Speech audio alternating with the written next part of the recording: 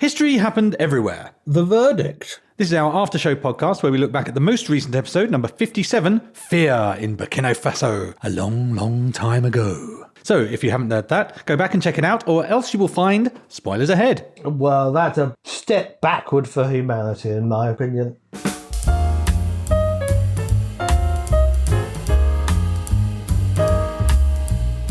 Hello, my name is Pete Goddard, and I am here in the HHE studio with the fat controller to my Thomas, Mr. Ryan Weir. Thank you very much, Mr. Peter Goddard. And of course, we are joined as ever by the deeply dippy dude, Mr. Paul Dersley. Lamb kebabi.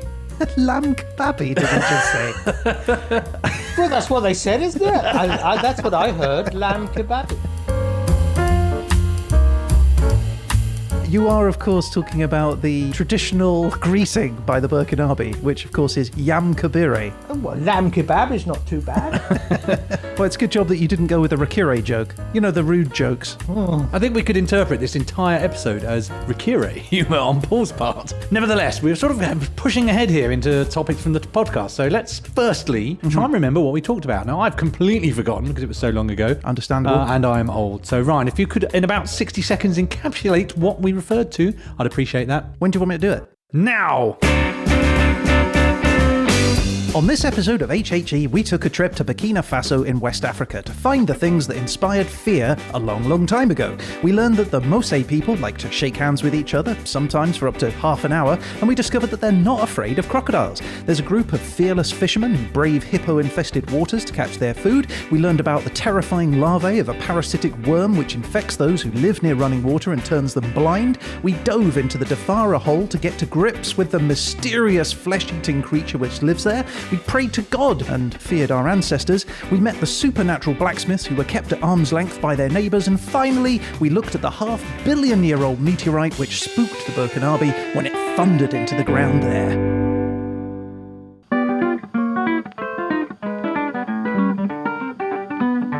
That was last week's episode done, summarised nicely. Nice one, son. Now we're over to a young Dersley who's gonna tell you what he thought of thee. He'll take you apart without any care. He's the lovely Paul Dersley. The lovely Paul Dersley.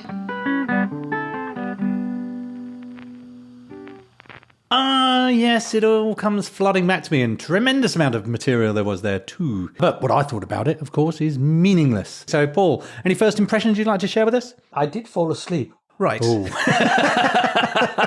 That's not the first impression I was hoping for. But I listened to some of it twice. Oh, well, that's good. I felt it my duty to rewind until I'd heard a bit.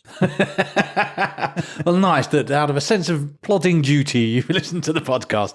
That's encouraging. Well, at least you listened to it. That's the main thing. Well, at least you'll have us listening figures of one. If you could just listen to it over and over again, that would provide us with our greatest viewing figures. But as an area of the world, Paul, was it all old news to you, or did you discover something? It was all pretty new to me. I have to say, I got it into my head. It was an ex-German colony, not an ex-French colony. I suppose it's the name Volta, sort of, although it's Italian, I suppose, isn't it? I suppose so. I have to admit, I did expect you, Paul, to be sitting there saying, I have no idea where they're talking about, until Ryan called it Upper Volta, and then you go, Upper Volta, yes, I know exactly where we are. We've covered a lot of West Africa in some of the other episodes that we've done. Yes. And I must admit, when I found out it was in West Africa, there was some nervousness, I'll be honest, because I thought, no, we're gonna be covering sort of old ground. Yeah, well, I suppose the difference is it doesn't have a coastline, it's landlocked. So exactly. It's quite away from the sea, and the other countries there, Niger and Chad, which are landlocked, but they're mainly in the desert, whereas Burkina Faso is sort of, as you said, the savannah and sort of subtropical. I mean, one of the things that we didn't talk about very much was the fact that the Mose were highly feared in the area. They were a warrior race, and they had a huge empire. People were very spooked by them. In fact, there was a whole section that I was thinking of writing about the fear that they inspired in others, but I found some other more fun things to talk about instead. I kind of got the impression that the Mose were kind of almost like the Mongols of that part of the world. They're rampaging around on their horses. Yeah. Scaring everyone. Very, very similar, in fact. So where did the horses come from? Arabia, I guess, because wouldn't have thought there were horses endemic to there. Actually, that's a very good question. I don't know where the horses came from. I can only imagine that they were doing trading across Africa at that point anyway, so horses, I imagine, would be part of that. Different story if they've been rampaging on camels, yeah. Which you'd think of as a more likely beast of burden around there. Yeah. I would like to see them rampaging around on those crocodiles that they seem to be so friendly with. That would be something to strike fear into you, wouldn't it? Or hippos as well. Anyway, talking of crocodiles and reptilians, we received a comment this week, Peter, from a listener, and they asked why there is an image of a dinosaur on the artwork we used for this week's episode. Excellent question, observant listener. Yeah. Thanks for pointing that one out. Because, of course, we don't talk about dinosaurs at all in the episode. And they did, in fact, ask for their money back. So, Pete, if you could sort them out with... We'll supply a full refund, not to worry. So, yeah, I guess, firstly, apologies to everyone who was expecting dinosaurs in this episode. But by way of some explanation, I thought maybe we could cover dinosaurs. So I set out and did some research on that. And it turns out that Burkina Faso is relatively unexplored, with regards to fossils. In fact, there's almost none. No, wasn't in relatively recent history, sort of a few million years ago, wasn't that part of the Central Sahara a shallow sea? Exactly. Yes, that's exactly right. Or there were big lagoons. It was certainly a much more lush area. So you would expect there to be dinosaurs there. It's just we haven't found them yet. No one's really been looking. But that's not the same in the countries which surround Burkina Faso. And one of these fossils was discovered in 2000 by a guy called Paul Sereno. He's a National Geographic explorer. That's his job title, Explorer. Yeah. Oh, that's awesome. National Geographic explorer, yeah. And he found the remains of a 110 million year old freshwater crocodile. And it was so enormous that he nicknamed it Super Croc. And it was a croc that was longer than a bus, 40 feet in length, with a skull 6 feet long. That's as tall as me. Just the skull? Just the skull. Oh, my Lord. Yeah, it would have weighed 8 tons, and it had a bite force exceeding several tons per square inch. Oh, that reminds me. You're going to get your dentures fitted. No, you said that there was a crocodile that weighed 2,400 kilos, about 4 tons. How can 2,400 kilos be 4 tons? Well, that's very simple, Paul. The truth is, I don't know maths. Or weights or scales of anything. But a ton is 1,000, so 2,400 is 2.4 tons. All right. I may have got that wrong. Well, anyway, look, this thing had a huge bite on it, as you would imagine from something with a 6-foot mouth. But to answer the question, I wanted dinosaurs. I couldn't find any dinosaurs. And because I like the artwork, I just kept it. So sorry for the confusion. Sorry, everyone. So that's probably just us left now. They got a full refund, so hopefully they're stuck with it.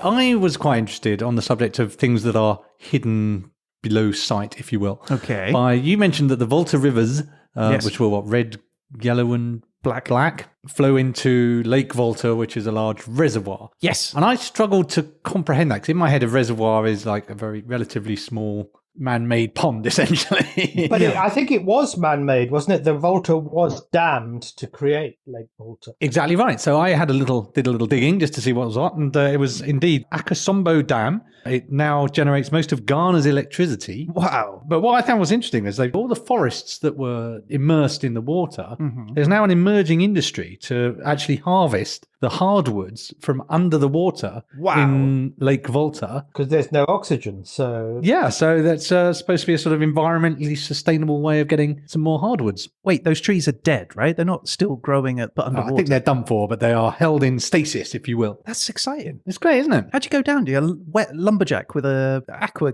gear on? Well, we did talk about something similar, didn't we, about people reclaiming the logs in Canada when we did the logging episode. That's right. Some of those would sink to the bottom and then they were coming around picking them back up. So clearly these woods are so precious that it's well worth swimming down with an axe. I don't know exactly how they do it, but the technology must exist. And I just thought it was fascinating. Imagine saying, I'm an underwater lumberjack. And I'm okay.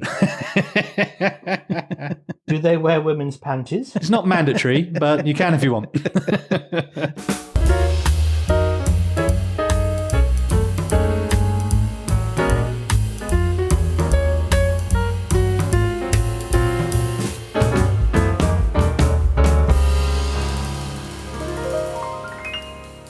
So one of the things I also found interesting and did a little more reading on was the Thomas Sankara character, who sounded like a terrific fellow. And I hadn't realised quite the extent to which he rebranded the country. He changed the name. He wrote the national anthem. He designed the flag as well. I mean, this guy went, I'm just going to rebrand my nation completely. And he seemed to have done most of it himself from what I can make out. I mean, like with most people, it's your support network as well, right? And I expect that's why his entire cabinet was entirely wiped out in the assassination. But, yeah, it was tragic. But what he did in his time was incredible. So locally, he said he had pharmacies built in over 5,000 of 7,500 villages. Wow. Infant mortality dropped from 208 births per 1,000 to 145. School attendance increased from 6 to 22%. The guy was doing great things. It's really tragic that he ended the way he did. The other thing I found out was I was looking for what was left of him, if you like. And a statue to Sankara has been erected on the site of his assassination. Oh, wow. It's this massive statue. It's like 5 meters tall. So you stand next to it and you're like thigh height. Wow. Massive, I think it's brass. It looks bronze or something similar. So a pretty hefty statue.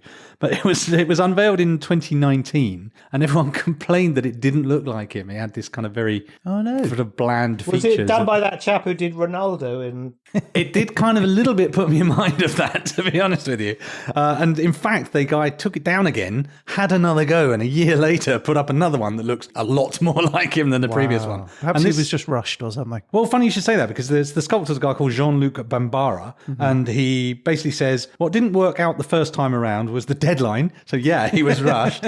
He also said there were some weather problems. He used the lost wax bronze casting method, and it uses materials that melt in warm weather, and it was an unseasonably warm period, I guess. So some of the facial features got kind of melted down a bit, so it didn't look quite as it was intended to.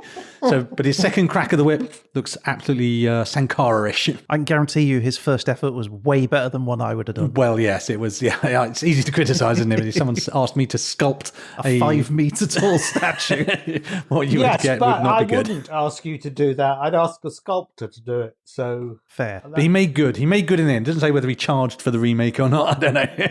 I think it's interesting though, isn't it? Like when you take on corruption in the way that he did, you talked about some of the things that he did for society there, but in terms of his contemporaries, telling them to take a lower salary, telling them to change their luxury cars to more modest, smaller cars, you're not making... Yeah, you're getting between friends, people and their funds there. That's a dangerous place to be. Yeah, unfortunately, that's the way that it always is, especially in emerging countries. But also in first world countries as well. Powerful people are powerful because they can control the interests. Sometimes someone has to take a stand, and I think we owe him at least for his attempts, if nothing else.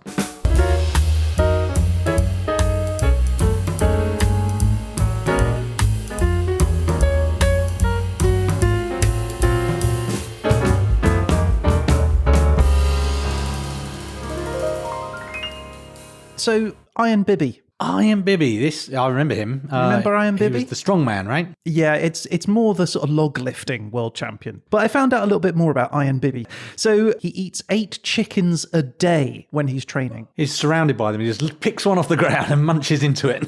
Yeah. Bites their head off and eats them. He may have the biggest arms in the world. His biceps measure 71 centimetres. That's 28 inches. That is not far off my youthful waistline. Not my current waistline, let's be honest, but my youthful waistline is not far off that. Yeah, well, there you go. He was 5 kilograms at birth. That's 12 pounds. It's a huge baby. That's big. That is a big baby. And because he was so big, he was bullied at school. He was slightly overweight. He said that he tried to cut down. He was like just eating 5 chickens. Vegetables. But nothing seemed to work. One day he'd just had enough with the bullies and he pushed one of these bullies away. But just by pushing the boy, he didn't realise how strong he was. And apparently the boy went flying across the room. And apparently all the bullies stopped immediately after that. He also wanted to be a gymnast, but he was embarrassed by the sound his body made made when it hit the mat. Oh, So he stopped doing oh no.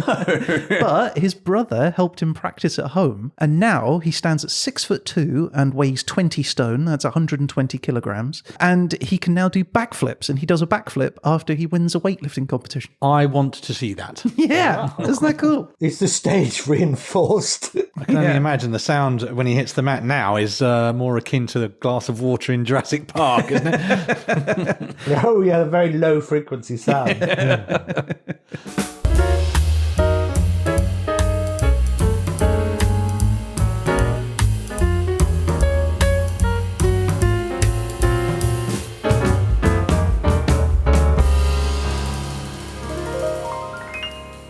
So do you want to hear about mosquitoes? I do. I had a whole section on that. I had a choice between black fly, if you remember, Which with were the gross. I remember them very distinctly, and I still feel a bit gross thinking about them now. the things crawling around in your body. Yeah, pretty awful, making you blind. So I had a choice of talking about that or talking about mosquitoes, because I thought we only really have room for one fly-orientated story. Well, everybody knows about mosquitoes, so I'll give you that one. Thank you very much, Paul. So some scientists believe that mosquitoes evolved around 226 million years ago. And for most of their existence, they have fed on animals. They really only started to target humans around 10,000 years ago. And that was because humans then started to base themselves in larger societies and around rivers and lakes, which is where mosquitoes breed. So mosquitoes started to bite humans, and that biting can cause them to contract malaria. And it's estimated that mosquitoes are said to be to blame for killing nearly half the entire world's cumulative population, approximately 52 billion people. Today, there are more than 100 trillion mosquitoes, and more than 200,000 people die just in West Africa every year from malaria. And many of those are from Burkina Faso. The reason why many of them are Burkina Faso, if you remember, I said that Burkina Faso is the hottest country in the world, across, on average. Well, because it's so hot, the villagers can't sleep indoors. It's just too hot, so they have to sleep outdoors. And so they're sleeping outdoors and they're just getting bitten to pieces by the mosquitoes. So there is a program founded by the Gates Foundation, Facebook, and indirectly the Pentagon. And it's started in Burkina Faso, and it's aims to tackle the malaria crisis. Now, it's only the female mosquito that can pass malaria to a human. So the plan is to release genetically modified mosquitoes, which will only be able to produce male offspring. The idea being not to eradicate the mosquito entirely, but cause the population of the females to decline. Well, it will if they're only just males, won't it? Well, yeah, eventually, but I think they're not... After a couple of generations, if there are no females, they'll just die out. Well, I think when you're talking about 100 trillion mosquitoes out there, I don't think that's likely to happen given that it's sort of targeted approach. So there has been some criticism, as you're rightly saying. There are a lot of animals that depend on mosquitoes as their food source. But despite that, on the 1st of July 2019, the first batch of 6,000 GM mosquitoes were released in the village of Bana in Burkina Faso. And it was the first release of a genetically modified animal in Africa. And now researchers are monitoring it. Apparently, they're still studying the results of these things. They put little dots on each of the GM mosquitoes, and they go out with a net and try and capture them at night to see how many there are left. So, how long does a mosquito live? How many generations have there been in 3 years? Oh, I don't know, but you would imagine a fair few. Yeah. So I guess we'll find out the results soon, and we will let you know when we find out. Well, I can tell you of that population of how many trillion mosquitoes, I was recently on a trip, and most of them were in my room. A trillion. Easily a trillion. Certainly going by the number of bites I had by the morning. I did not stop to see how many of them had dots on them, though, unfortunately. So I could have helped out if I'd have known beforehand. Could have fed back your research. Exactly. Do you have one on your face? I do, yes. Yeah, okay, I can see it. Yeah, right here. Yep. There's another one lower down as well. Is that the one you could see, or that right one? on your face? Oh, no, I was seeing that one there. Or that one there. Oh, my God, you really have been bitten. So I am all for the efforts of the Pentagon. I'm not normally for the military-industrial complex, but on this matter, I'm fully behind them.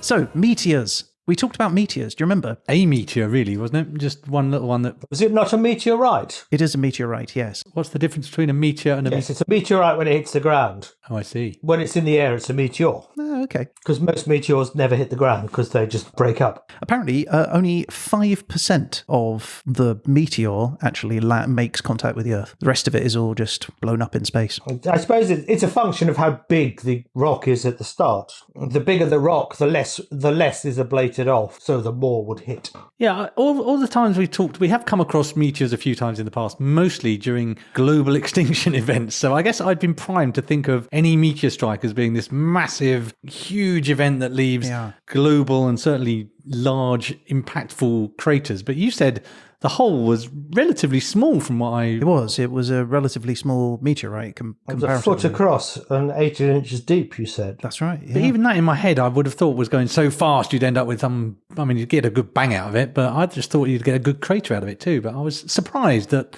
smaller meteors could have that sort of relatively small impact. I also was too. Well, look, you were talking about Earth-ending meteorites. Well, meteorophobia is the fear of meteors, but sufferers of meteorophobia, they keep an eye on the sky. They tend to stay inside buildings a lot. But that's not going to help if it hits. More severe sufferers want to go deep underground. They're always looking to find an underground base or a place where they can get to. And you have to imagine spending all that time looking up, you're probably massively increasing your chances of getting hit by a bus. Well, yeah, but not a meteorite. Chances are incredibly low being hit by one. In fact, it's estimated the chance of being hit by a meteor is 1 in 840 million. I like those odds. That didn't help one person, though. There's only one person who has been hit by a meteorite. Anne Hodges, who lived in Alabama, and on November 30th, 1954, she was sleeping on her couch, just having a nap, when a 9-pound meteorite flew through her ceiling, bounced off a radio, and hit her thigh. And she became famous for it. It got featured on Time magazine. However, she was sued by her landlady, who claimed that she rightfully owned the rock because it fell on her property. Meanwhile, the guy next door, a neighbour, he found a small chunk of the meteorite in his garden and he sold it and he bought a house and he bought a car with it. Wow. So it changed his life. So it's not always bad news. It's all about how close to the meteor you can get, isn't it? Wasn't there one in Gloucestershire last year where it landed on someone's driveway and they sort of dug the driveway up and sold it? Yeah, as you would do. Very much my retirement plan. I'm just going to wait for that meteorite to hit and then bingo, I'm rich. You can look to the skies. You have more chance of winning the lottery, you know. I don't.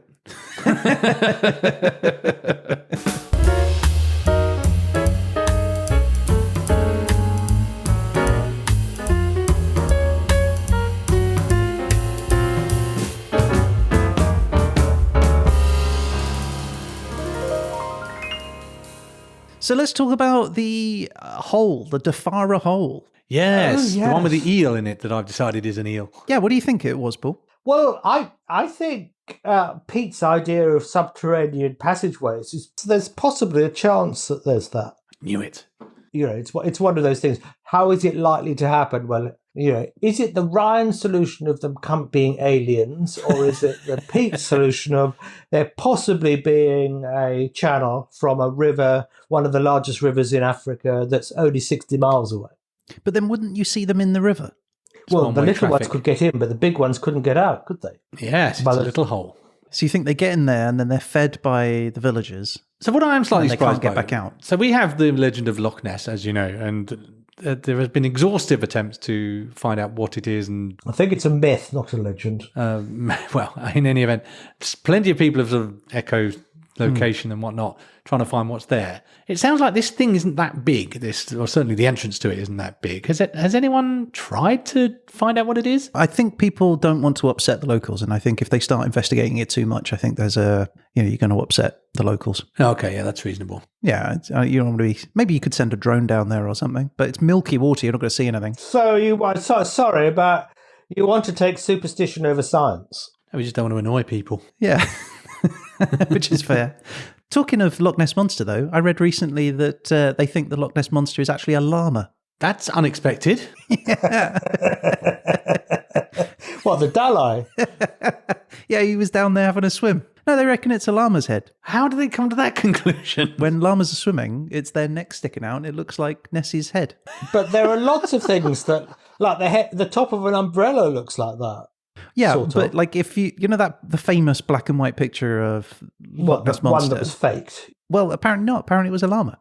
That's what they're saying. That's what they're saying. Yeah, that's the latest theory on what the Loch Ness Monster I'd is. rather go back to aliens.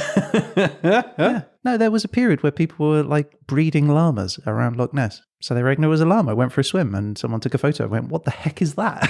As you would do if you saw something like a llama. Enough. All right, I'll buy that. Well, yes, so one llama has caused such a stir. I don't think this is a llama in the Dafara Hole. No.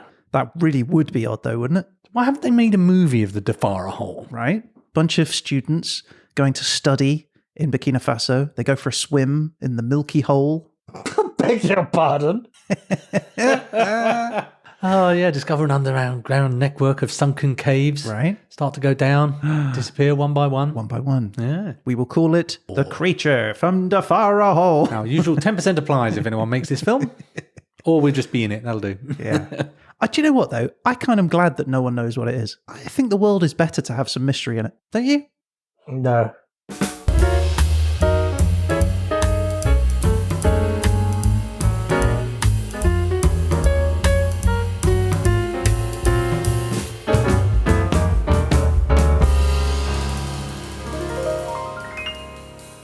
So we've chatted amongst ourselves, explored some new things, but that's not what we're here for. Nope. We're here to judge you, Ryan Weir. That's all I want. So we've come to the end of the line. It's time to step into the dock, Ryan, and prepare to face the judge. I'm fully prepared. I'm actually excited for this. I think I did well on this one. Did you?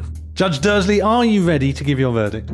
Yes, I am. And you will get a better score if you lay on the ground. Will the defendant please grovel, I suppose? Your Honour, can we start as usual by asking for your verdict on factual content? Well, it was a bit all over the place. And I was expecting dinosaurs as well. We were all expecting dinosaurs. So I think I'll give you a C+. Right. So, the second traditional judgment is on entertainment factor. I think 2 of your skits were amusing. Huh. 1 wasn't. I think I'll give you a C+ again. That's interesting. And the ever unexpected, who knows what this will be, Dersley factor. I'm afraid I'm going to have to score this low What? because I fell asleep. That is a bad sign. Not a great sign. That's the Dursley factor in a nutshell, that is. Yes, I'm afraid I can only give a C- for that. Okay. It's a shame. Well, I would move to the final verdict, but I don't want to be the boy who cried points. don't you dare. I know what you're going to say. Don't you dare. There's supposed to be a point deduction. That's all I'm saying. Why is there a point deduction, Pete? Well, because last week, Yeah. the recording snafu, Yeah. we lost a little bit of recording time. 25 minutes, yeah. And we did decide that he would lose a point. So, I mean, far be it from me to tell tales, but Yeah. I'm telling that tale right now. Oh, that is really quite naughty, isn't it? However, I always did like a snitch. Snitches get presents. So, before we move on, Ryan, you do have an opportunity to make your point back by entering a plea. Yeah. Please. Please. Please be nice. Is that your plea? That was all. That was literally a plea. Normally, I was hoping for a case for the defence, but still. Fine, I am ready to judge. Okay, the defendant now stands before you. You have reached a verdict, and now I ask respectfully for your ruling. I have to take extenuating circumstances into account, and given the scores from earlier, I'm afraid I can only score you a C-. What? Ooh, oh, that lost point really hurt, didn't it, Ryan? C-. Right, you can find another co-host. That's it, I've had enough. C-. Well, I think that's very fair.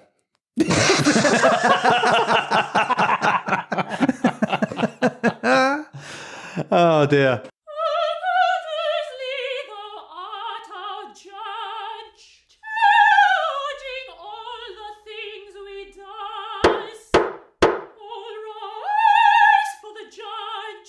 Well, there we have it. C-, a travesty of justice according to one side of the table, perfectly fair result according to the other.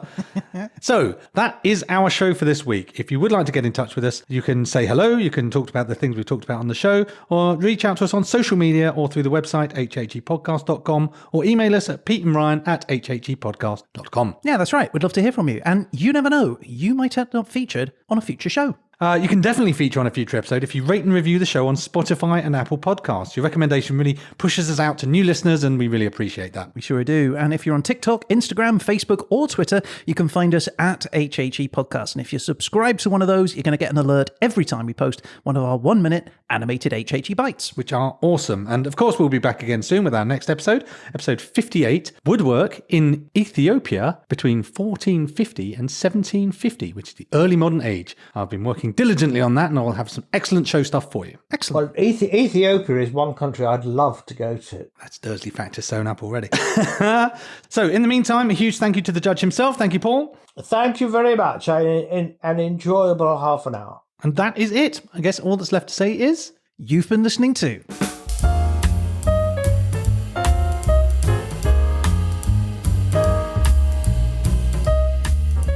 Have you ever slept under a mosquito net? No. I have. You still have to keep away from the edges of it, though, because if you put your skin up against it, the little bastards will get the other side and go through it. So you have to sort of make sure that it's sort of like diaphanous over you. Yeah, I spent quite a lot of the night frantically rearranging my nets to ensure I didn't get bitten, which contributed to not a great night's sleep either, to be honest with you. I'm fairly sure by the end of it, I still had bites all over. They seek me out, it has to be said. By the end of it, I've got all these bumps and it says, eat here in Braille for the other mosquitoes. Well, one of the best things is one of those venom extractors. It's one of those things, once you start doing it, you can't stop fiddling and just sort of putting it on your body and sort of pulling it, and you get sort of weird shapes in your skin. I'm going to buy a venom extractor. That sounds good, doesn't it? Yeah. Or just ask someone to do it. I'll do it for you. Give me your arm, I'll suck it out. It's a bit late now, isn't it? I can only imagine I could give it a try. The moment has passed. Give me your face and let me suck it. Suck my Well, face, Ryan. there's that long strands of stuff that will go into your body then. Bring it on. I'd do it for you, Pete. You're a hero.